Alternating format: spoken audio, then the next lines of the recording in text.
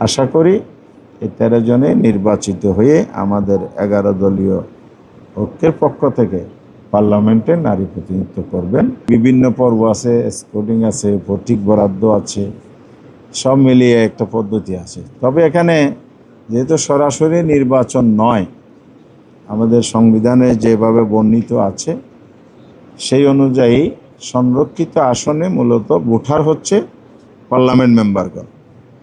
তো সেটা মেনটেন করেই ওনারা ইলেকশন প্রক্রিয়া সম্পন্ন করবেন, গেজেট প্রকাশ করবেন।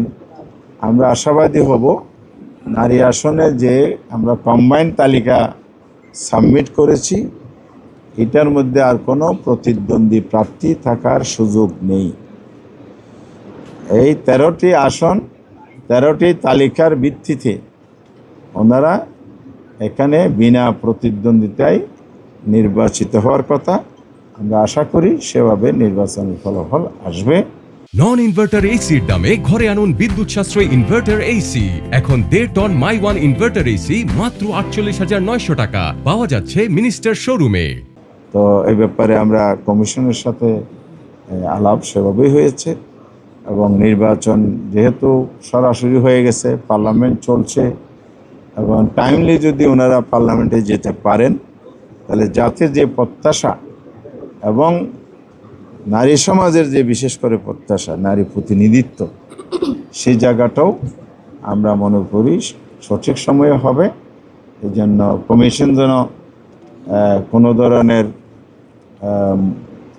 এখানে অন্য কিছু করবে না বা ভিন্ন পরিস্থিতির অবতারণা হবে না, এটাই আমরা আস্থা রাখি। ওনারাও সে ব্যাপারে আশ্বস্ত করেছেন। আশা করি এই 13 জনে নির্বাচিত হয়ে আমাদের 11 দলীয় ঐক্যের পক্ষ থেকে পার্লামেন্টে নারী প্রতিনিধিত্ব করবেন। দেশের জন্য, জাতির জন্য, জনগণের স্বার্থ, আইন প্রণয়ন সব কিছুর ক্ষেত্রেই নারীরা স্বয়ংসম্পূর্ণ একজন জাতীয় সংসদের সদস্য হিসাবে সেখানে অল প্রিভিলেজ এবং পাওয়ার ফাংশন সেখানে এক্সারসাইজ করবেন এবং সংবিধান সেই সুযোগ তাদেরকে দিয়েছে। আমরা আশাবাদী হব এই নারীর প্রতিনিধিত্বকারী এই আসনে আমাদের এই 13 জন বিরোধী দলের মঞ্চে বসেই, বিরোধী দলের কাতারে বসেই দেশ গঠনে, জাতি গঠনে ভূমিকা পালন করবে।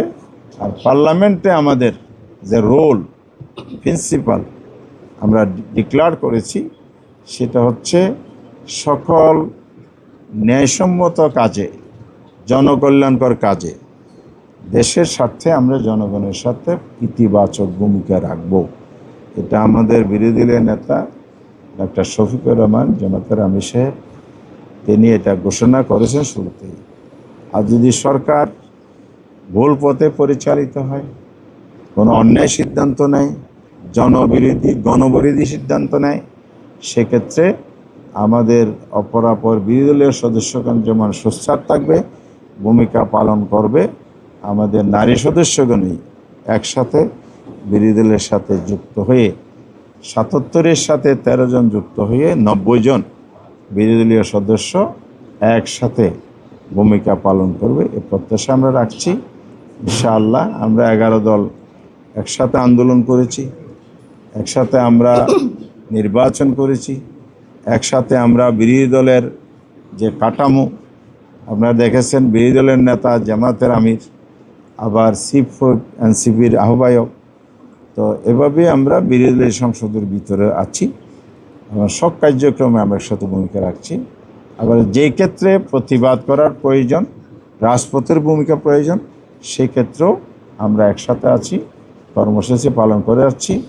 বিশেষ করে গণভোট, যেটা জনগণ ভোট দিয়েছে একই দিনে দুটি, এই গণভোটের রায় অনুযায়ী সাংবিধানিক সংস্কার পরিষদ গঠন হওয়ার কথা, এটা না হওয়াতে আমরা 11 দল একসাথে সরকারের জনরায় উপেক্ষার প্রতিবাদে, এই অন্যায় কাজের প্রতিবাদে পার্লামেন্টে যেমন রোল করেছি, পার্লামেন্টের বাইরেও আমরা রাজপথে কর্মসূচি পালন করে যাচ্ছি।